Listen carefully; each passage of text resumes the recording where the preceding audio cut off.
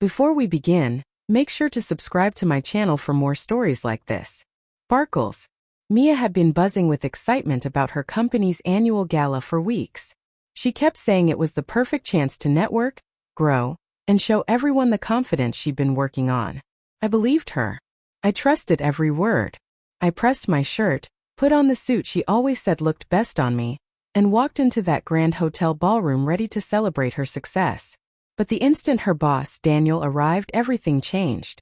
Her back straightened, her tone softened, and a glow lit her eyes, one I hadn't seen directed at me in a long time. She practically drifted toward him, leaving me mid-sentence with one of her co-workers. I stood there watching her tuck her hair behind her ear, lean in close and laugh at every comment he made. Too loud, too eager. Something inside me tightened. This wasn't networking. This wasn't confidence. This was a woman trying to impress a man who wasn't her husband. As the evening went on, the signs only grew clearer. She placed her hand on Daniel's arm while talking. He whispered something into her ear, and she giggled, lightly patting his chest. People noticed. A woman nearby shot me a sympathetic look. Another colleague mumbled, "Man, that's rough." I swallowed the sting, pretending everything was fine.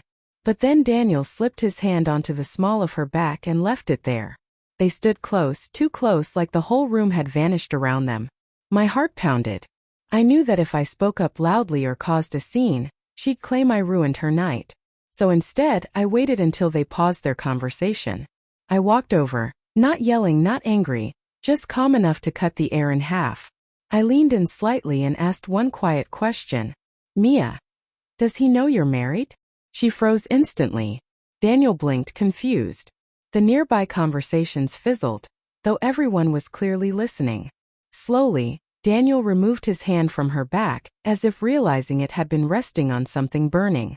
"Married," he said. "You told me you had a partner." Partner. Not husband. Not spouse. A word that let her hide an entire marriage to seem available. A sharp ache hit my chest. Mia's face drained of color. I didn't mean it like that," she whispered, but her eyes told the truth. I didn't raise my voice. I didn't make a scene.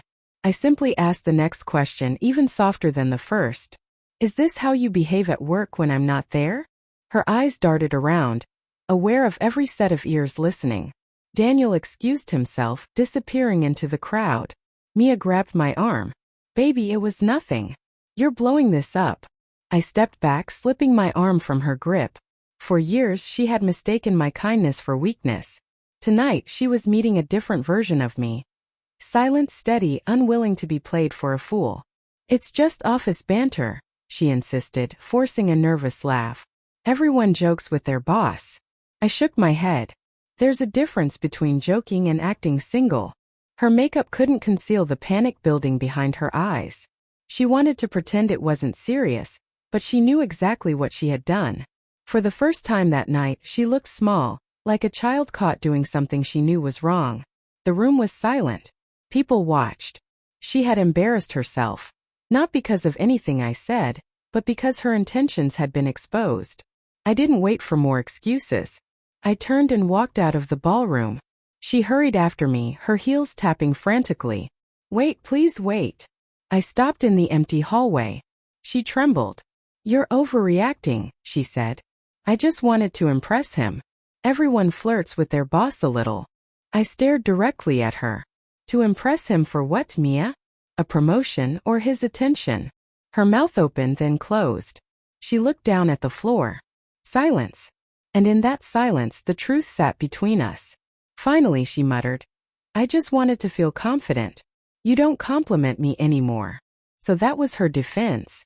Not regret. Not remorse. Just blame. I stepped closer. Confidence built on disrespect isn't confidence. It's desperation. Her lips quivered. "I didn't mean to hurt you." I shook my head. "Maybe not. But you didn't think about me at all tonight. Only about how he looked at you." She wiped her tears, hands shaking. Through the ballroom doors I could see people still whispering, still peeking at us through the glass. She hated public humiliation, and tonight she had humiliated herself. "Please, let's go home," she begged. "We can talk there." For years together, and she still expected me to fold, to forgive instantly, to treat her disrespect like it was nothing. "I'm going home," I said calmly. "You stay. You looked like you were enjoying the attention." The guilt on her face was unmistakable. She squeezed my hand. "Please don't leave me here." I looked at her, really looked at her. Minutes ago, she was glowing with confidence in front of another man. Now she stood trembling, ashamed and exposed. "Mia," I said softly, "I didn't embarrass you tonight. You did that yourself." She broke down right there in the hallway, mascara running down her cheeks. Her confidence, her image, her ego. Everything shattered in a single night. And she finally understood the weight of my silence, the control in my calm, the strength of a husband who refused to be disrespected. I walked away, leaving her outside the ballroom. She didn't follow. She couldn't. She was too stunned, too shaken. That one simple question, "Does he know you're married?" had destroyed the facade she'd been hiding behind. That night changed everything. She stopped flirting at work. Stopped joking. Stopped treating our marriage like something she could tuck away when convenient. Because she finally learned something she never expected. The quietest man in the room is the one you should never take for granted. And I made sure she never forgot that lesson.